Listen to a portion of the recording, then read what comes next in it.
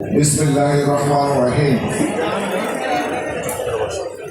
18 কোটি মানুষের অধিকার আদায়ের সংগঠন স্বাধীনতা সার্বভৌমত্বের অতন্ত্র প্রহরী শহীদ কাফেলা বাংলাদেশ জামায়াত ইসলামী আয়োজিত আজকের বিশাল কর্মী সম্মেলনের সংগ্রামী সভাপতি বাংলাদেশ জামায়াত ইসলামী কেন্দ্রীয় কর্ম পরিষদ সদস্য ইসলামী ছাত্র শিবিরের সাবেক কেন্দ্রীয় সভাপতি জনাব মাওলানা আব্দুল জব্বার, উপস্থিত আজকের এই সম্মেলনের সম্মানিত বিশেষ অতিথি বাংলাদেশ জামায়াত ইসলামী কেন্দ্রীয় নির্বাহী পরিষদ সদস্য ইসলামী ছাত্র শিবিরের সাবেক কেন্দ্রীয় সভাপতি এবং ঢাকা মহানগরী দক্ষিণের সংগ্রামী আমির, গত 17 বছরের ফ্যাসিবাদ বিরোধী আন্দোলনে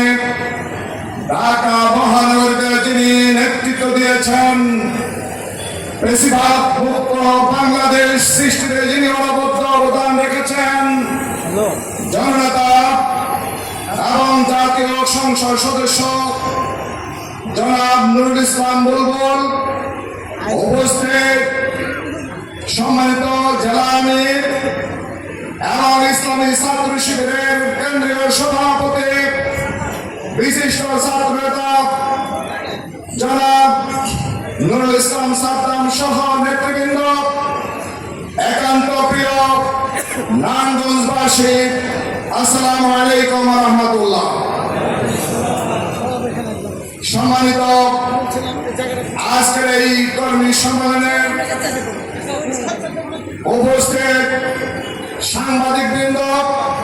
আইন শৃঙ্খলা রক্ষায় নিয়োজিত সম্মানিত সদস্যবৃন্দ,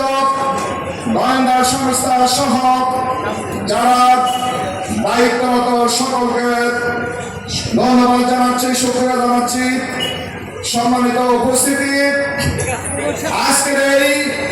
প্রোগ্রামে মূল বক্তব্য রাখবেন, যার বক্তব্য শোনার জন্য অধীর আগ্রহে বসে আছি,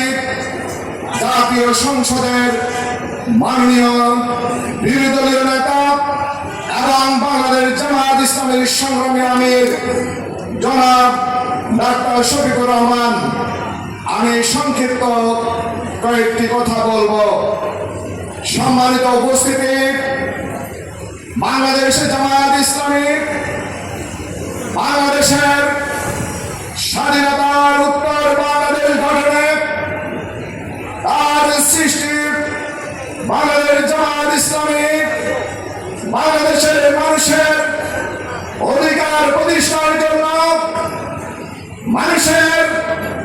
অন্ন, বস্ত্র, বাসস্থান, শিক্ষা, চিকিৎসা মৌলিক অধিকার নিশ্চিত করা এবং বাংলাদেশের অধিকার বঞ্চিত মানুষকে অধিকার ফিরে দেওয়ার জন্য কাজ করে যাচ্ছে। বাংলাদেশ জামায়াত ইসলামী বিগত প্রতিটি আন্দোলন সংগ্রামে বাংলাদেশের গণতন্ত্র প্রতিষ্ঠার ক্ষেত্রে